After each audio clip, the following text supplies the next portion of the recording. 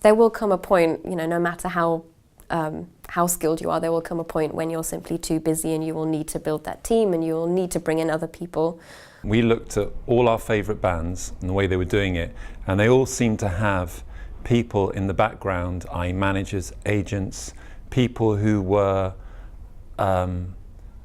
as important as the band in a way, and share the same vision and the same integrity. It's really important that you get the right people on board that really understand what you're trying to achieve, so that they can reflect that in the environments that they work in.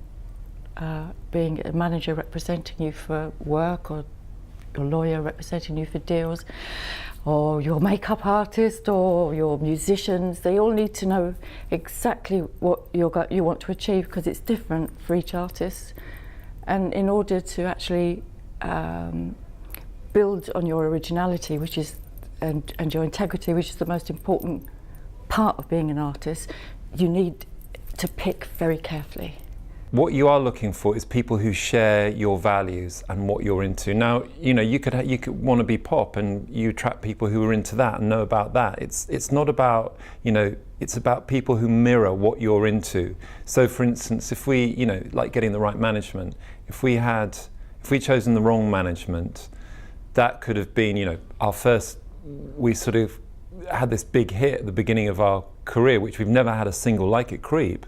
Now, we were lucky because our managers realised that wasn't the way we sort of envisaged going forward in terms of top 40 and all of this. It didn't feel right. Whereas if we'd had, a more commercial type manager, they would have gone, come on guys, you got to keep flogging this thing, and we would have probably split up. In the beginning, I had a manager, and I had a manager actually for 20 years. I met him at school, and then he continued to manage me through the years.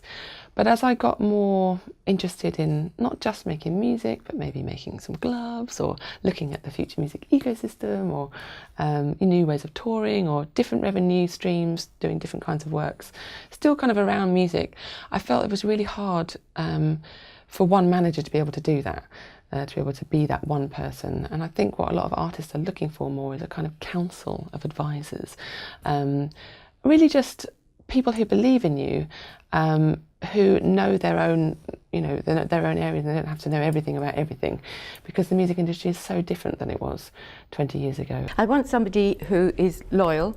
I want somebody who is effective.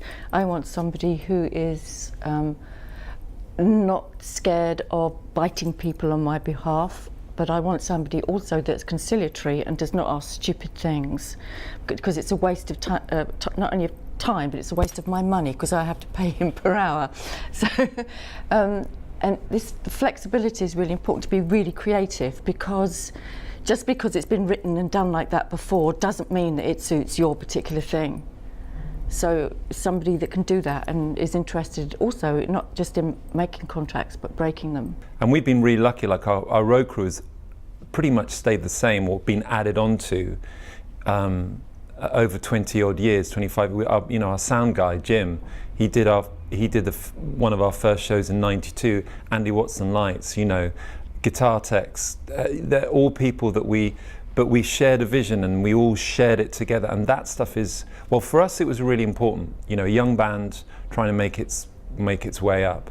But often I've found, more and more throughout my career, that the people I'm looking for are much closer than I realise. And finding out through my fan base and on Twitter, or just finding people who know people, and the more you say yes to things, the more busy you get, but also the more people you meet in completely different fields, and then you start to think, oh, maybe I could do a bit of that, oh, maybe I could do a bit of that. And it's fun when you actually don't just make music anymore, and you do start to think a bit bigger and a bit wider, because it always feeds back into the music at the end of the day. Essentially, it's just about finding your champions, and that could be your best friend to begin with, or it could be your mum, or it could be, there are artists who are managed by their mums or dads, or both. But it's really just, it's about finding those core people who are your champions.